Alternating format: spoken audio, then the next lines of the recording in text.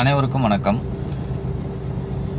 நடந்து முடிந்த மே 18 நிகழ்வில் கலந்து கொண்ட அனைத்து தாய் தமிழ் உறவுகளுக்கும், தமிழ் தேசிய பற்றாளர்களுக்கும், கலந்து கொண்ட அத்தனை பேருக்கும் மனமார்ந்த நன்றி.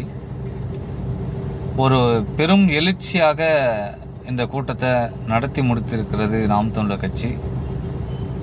அண்ணன் செந்தமிழன் இந்த மேடையில் சொன்ன மாதிரி நாம் தமிழர் கட்சி புதிதாக துவங்கி இருக்கிறது என்று தான் சொல்ல முடியும்.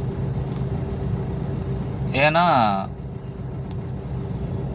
இந்த கட்சியினுடைய தற்போதைய இருக்கிற இந்த வாக்கு சதவீதம் பார்த்திங்கன்னா 4% இருக்குது. இனி வரும் காலங்களில் இந்த 4 16 மாற்றி 16 36 மாற்றி இறுதி கட்டத்தில் கட்டாயமாக வெற்றி வசத்தை நம் பக்கம் எடுத்துகிட்டு வருவோம். இதற்கு நாம் தமிழர் கட்சியின் உறவுகள், கட்சியின் பொறுப்பாளர்கள், கட்சியின் தளபதிகள் மிக வீரியமாக இனி வரும் 5 ஆண்டு செயல்படுவாங்கன்ட்டு நம்புகிறேன். ஒவ்வொருவரும் நாம் தமிழரை கொண்டு போய் இந்த கட்சியினுடைய கொள்கைகளையும், நம் கட்சியினுடைய செயல்பாடுகளையும், நம் கட்சியினுடைய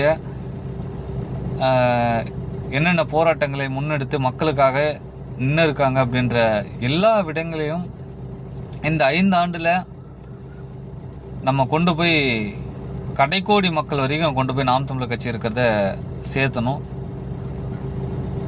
ஏன்னா இங்கே பல கட்சிகள் எந்த வேலையுமே செய்யாமல் ஒரு சமூக வலைதளங்களை மட்டுமே வைத்து கொண்டு அதில் மட்டுமே மக்களை பிரெயின் வாஷ் செய்து பல கவர்ச்சிகரமான திட்டங்களை சொல்லி 2 வருடத்தில் ஆட்சி அதிகாரத்தை பிடிக்க முடியும் அப்படின்னு ஒரு நிலை இருக்குதுன்னா, இவ்வளோ ஆண்டு மக்களுக்காக உழைச்சி கடுமையான உழைப்பை கொட்டி மக்களுக்கான போராட்டங்கள் களத்தில் நின்று அத்தனை போராட்டங்களையும் மக்களுக்காக மக்களாக களத்தில் நிற்கிற நாம் தமிழர் கட்சிக்கு இந்த வாய்ப்பு ஏன் எட்டப்படவில்லை அப்படின்னா, அண்ணன் செந்தமிழன் சீமான் உண்மையை சொல்கிறாரு.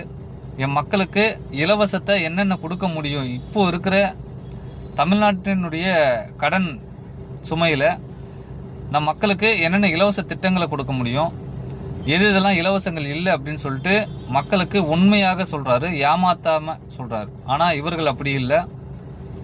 ஆட்சிக்கு வந்துட்டு வாட்டி கஜானா காலியாக இருக்குன்னு சொல்கிறாங்க. ஏன்னா இதை நாம் தமிழர் கட்சி முன்னாடி இருந்தே சொல்லிகிட்டு இருக்காங்க. தமிழ்நாட்டில் கடன் இல்லை அப்படின்னு நினச்சி இவங்க வாக்குறுதி கொடுக்குறாங்களோ என்னவோ தெரியும்.